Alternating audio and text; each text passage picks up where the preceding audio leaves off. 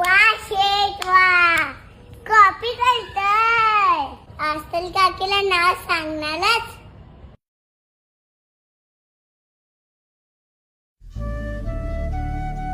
बाबा त्या दिवशी काय बोलत होते ते माहितीये?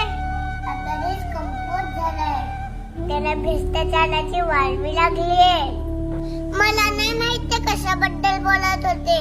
बाबा मला बोलले, श्रीजा आपण आपल्या फायद्यासाठी भ्रष्टाचाराला घटपाणी घालायचं नाही.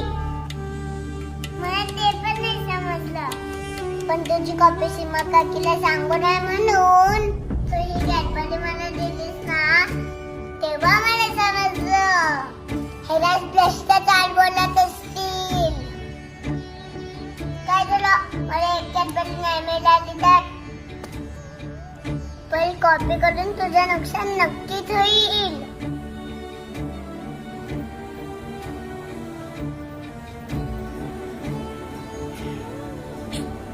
काय करते?